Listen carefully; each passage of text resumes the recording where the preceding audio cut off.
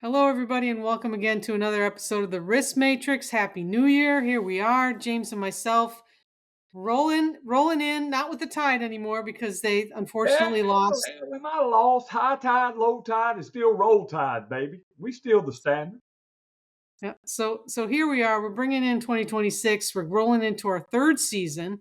Wow. Thank you, Veriforce, for supporting us and sponsoring us and letting us do what we do to bring current events and information to you, and sometimes a little bit of opinion um, every week.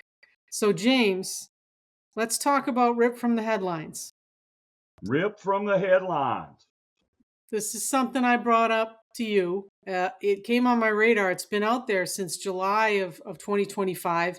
But there's an interpretation out on red light therapy, the use of red light therapy, and whether or not it's first aid treatment.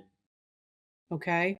Now, I've read the interpretation, you've read the interpretation, and basically the question that was asked was, does red light therapy qualify as first aid? And as you know, our standards haven't been updated in a very long time. And is it listed? I mean, here's what it says. Basically, for all of you that are following that love to look at OSHA's letter of interpretations, this is a July 28th, 2025 letter of interpretation, response of OSHA to Miss Lori Frederick of Balanced Biometrics. And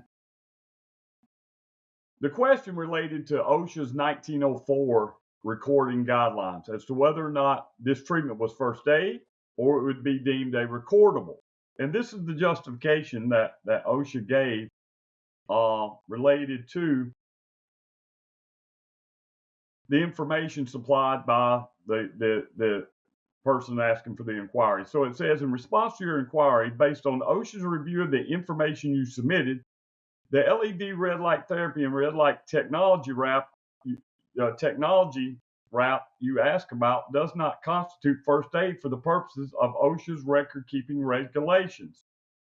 Then it goes down and talks about why it's not. And I think, Dr. Mark, what was the reasons? Oh, here it is. According to the information provided, the red light and near infrared light therapy works when light penetrates the skin and alters cellular behavior by increasing the energy production of the mitochondria within the cells. This cellular stimulation has many benefits, according to the brochure, including reducing pain and inflammation. And based on my reading, you tell me that's the justification for it not being first aid. Yep. So just for everybody that doesn't know what red light therapy is, I'm sure you've seen it. It's all over the internet. Don't ever put in hair loss or anything like that into your search engine because a lot of stuff's going to come up. Hair loss, muscular MSDs. They're used for strains, sprains. They're used for skin, facials. Dermatology places are using them. And apparently, what Miss Frederick asked about was these wraps that do kind of the same thing, but for sprains, strains, etc. Okay, so there you have it. Which If is you want to go interesting out, because cold, applying ice, applying heat is not recordable. but it doesn't fall into that category. I mean, it basically the way that this works, and that you can go to the interpretation and look at it. The way that it works is it basically uses heat and the light to alter cellular mechanisms, right? So they call it medical treatment. Now, my question would be, and this is probably not in the letter, in fact, I know it's not in the letter, is medical treatment not by a medical doctor, right? So, I mean, I can go out and I can buy these things on the internet. I can buy them on Amazon. I can probably go to a physical therapist or somebody else, and it's a non-invasive treatment, but that's not how OSHA is looking at it. So just be forewarned that these kind of wild kind of things come up, and I thought it was super interesting. I think it's super interesting. I'd love for somebody to litigate it so we see what the court has to say about that. But OSHA is definitely saying that this is medical treatment and not hot therapy or other first aid treatments such as cold presses, hot presses that people use for these strains, sprains, etc. So very interesting from a recordability standpoint. 1904 is always clear as mud, but it's interesting Well, to me what you brought up, which is medical treatment not performed by a medical licensed professional, medical professional, right? right? And I think that could be justification to challenge the recordability of that. We'll see what comes out of that. That was only in July of 2025, so we'll probably see more on this, or not. But I'm hoping that there'll be more to it, maybe some challenges, and we'll see some other things come out of it. So let's talk a little bit about what you kind of brought up today. One of my articles on LinkedIn, which goes along the lines of recordability, right? Right. We're coming into the new year. We are in the new year, right? And any safety professional that's working in the field or working as a consultant for their clients, that the OSHA logs are coming due.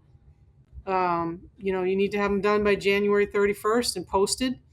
And so, all these questions come up of the things that you should have been recording all year long, because that's one of the kickers, right? You should be updating your OSHA logs as things happen and as certain cases progress.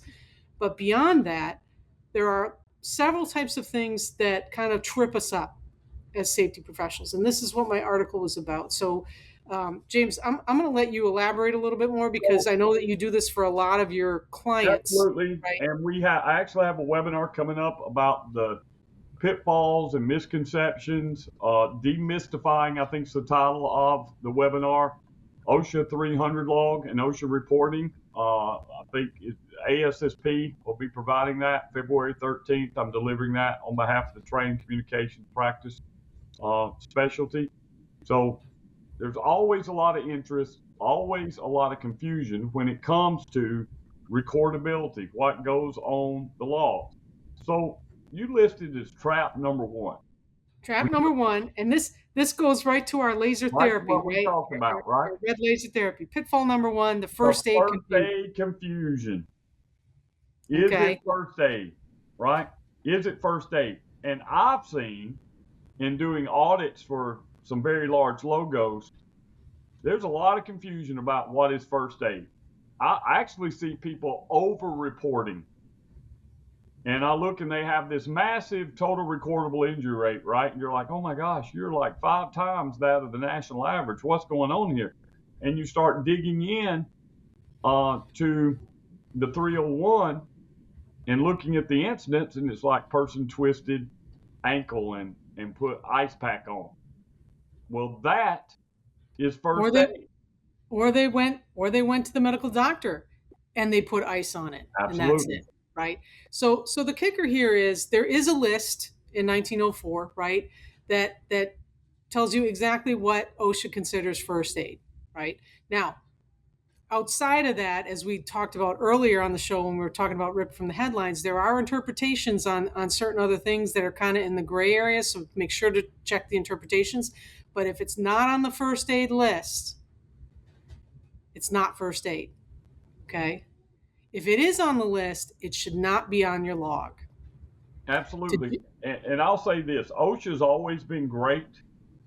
If you call the area office with a question and ask them, should this be on my log or should not? They're usually pretty good about answering hypothetical questions as to regarding interpretations of standards and recordability. So when in doubt, reach out, right? Because reach out to your peers too, right? Because there are a lot of people that specialize in OSHA recordables, workers' comp, all that kind of stuff, and they know a little bit. James being one of them, I know that I'm going to give you a shout out, James. One of the biggest things that you can do for somebody who's helping you complete your logs, or a consultant that's going to be doing your logs for you, is to take good records.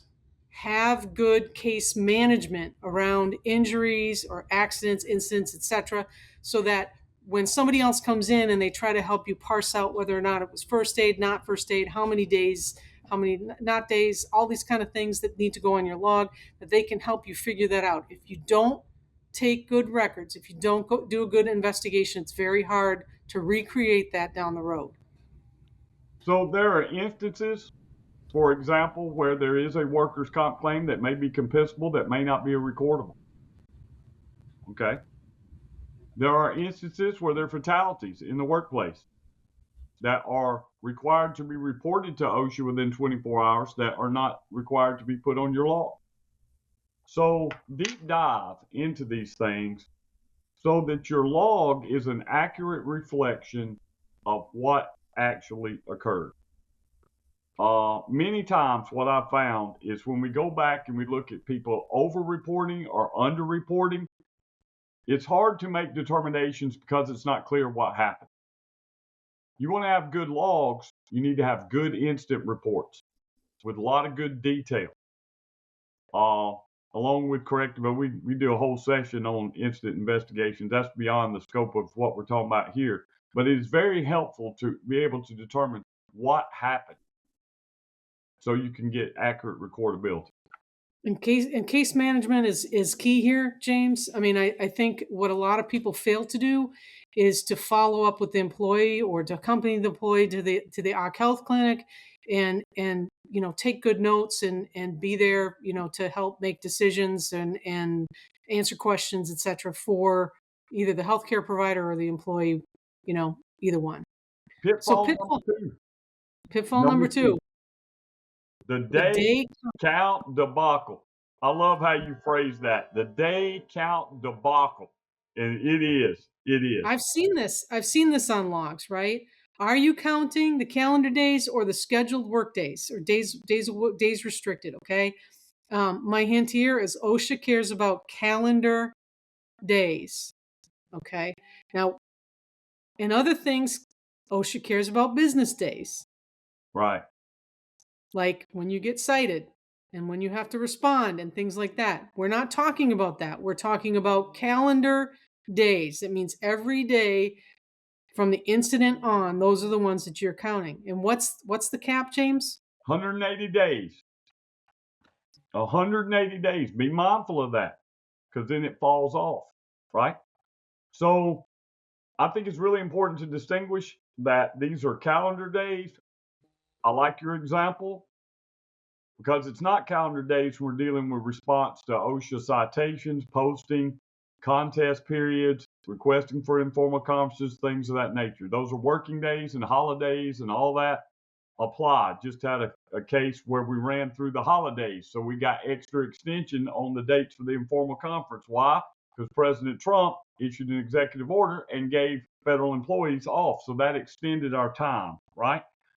Here, it's calendar days, regardless.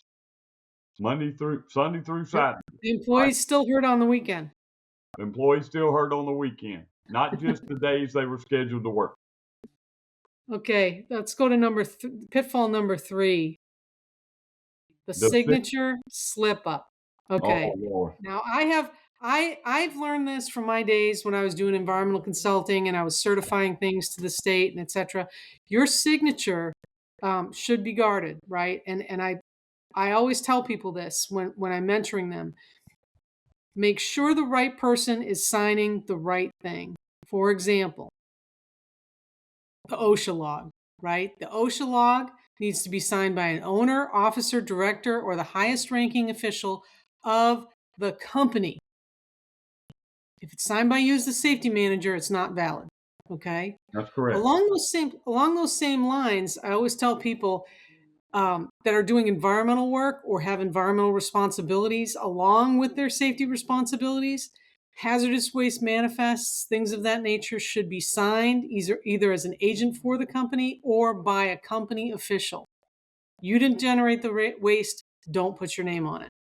Now, I want to say this because I know, been around this game a long time, that sometimes people fudge their OSHA logs because they upload them to contractor risk management platforms And those numbers are used to calculate total recordable injury rates, and sometimes hiring clients have a cutoff, right? If it's above an average of 2 or above an average of 1.5, and they get real aggressive with what goes on these 300 logs. All of you presidents, company officers, understand this. When you sign that log, you're saying, I certify that I have examined this document, and to the best of my knowledge, the entries are true, accurate, and complete. Okay? And that's why the company owner signs it, not the safety professional. Not the safety professional.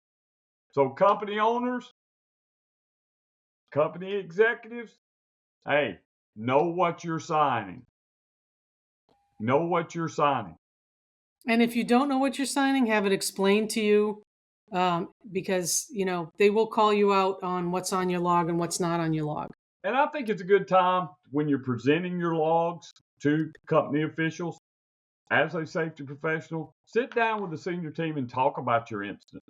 Talk about why these things occurred. Talk about what you're doing within your safety program to make sure these incidents don't happen again.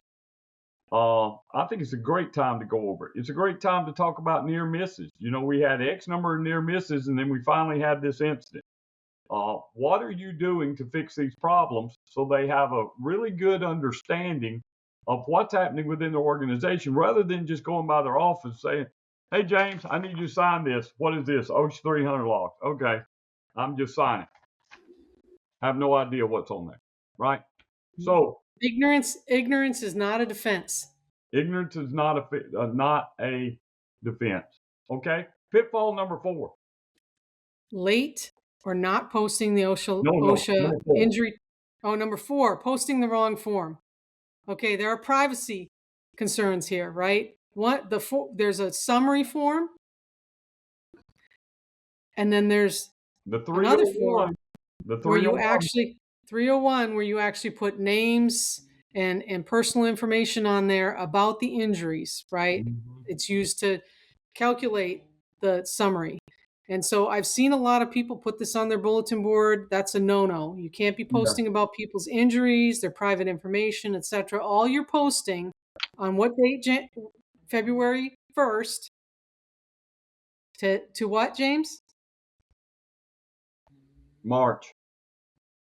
April 1st, basically. April 1st. That's right. Right? April 31st. You have to be posting these logs. You're posting the summary log. Now, I work in construction. My clients always ask me, well, where am I posting these?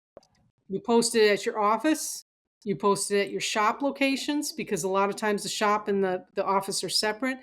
And I always recommend, if you have long-term job sites, like longer than a week, that they're also posted at the area, the job box or whatever on those long-term job sites, because theoretically, a lot of those employees don't come back to the shop or office and don't have the ability to see that. So I always recommend to post it in any long-term facility, sub offices, shops, yards, etc.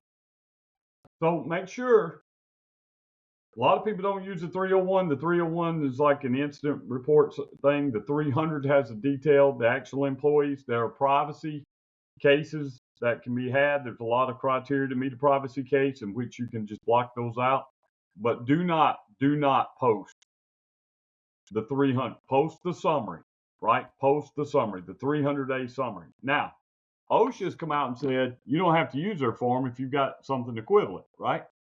I just say, why? Why? Oh, man, just Why? use the form. The form's easy. It's not very complicated. Use their form, man. Yeah, but wasn't it nice of them to say that? Okay, let's get to pitfall number 5, which I was reading anyways. I've actually had clients be cited for this and had it stick. Yeah, 2,500. Pitfall number 5, late not posting to the OSHA injury tracking application. What is the injury tracking application, James? So this is where you submit your logs electronically. Okay.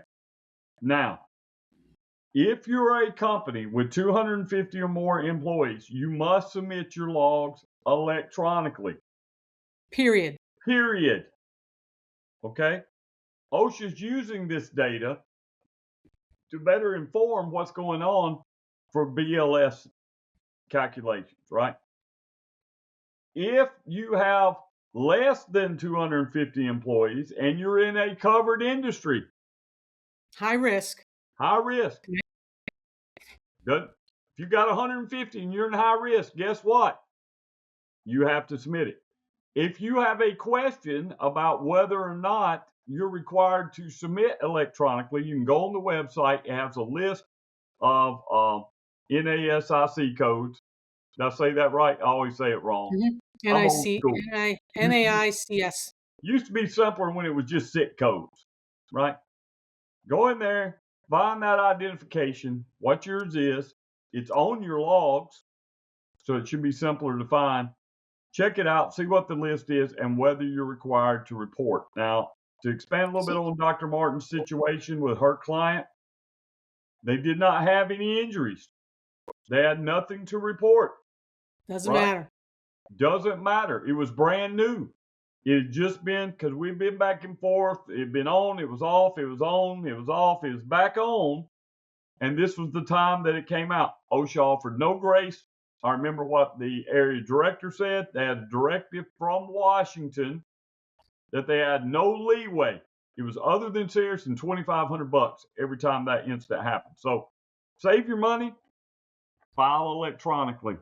So just so you know, James, there are two lists. There's one for 20 to 250 employees on a list in Appendix A of Subpart E of 1904, and there's for 100 or more employees in an industry in Appendix B. So there are two lists, right? So just make sure if you fall into one of these categories that you're posting your logs. And again, 250 or more, it needs to go up there regardless of what industry you're in. And please have these things readily retrievable. That Why? means your sites. Why?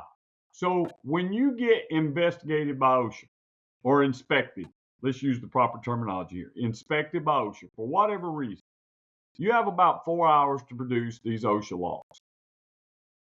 That means you have to be able to get these logs to the location. A lot of companies are using consolidated logs for the purpose of calculations for like total recordable injury rates for contractor risk management systems. Okay with that. They're okay with that. The problem is OSHA requires you to have a log for each establishment. Okay, make sure that you have logs if your operations meet the establishment criteria under 1904, and have that available to show compliance officers when upon request. You know, being able to having to send emails back and just having to done a bunch of assessments here lately.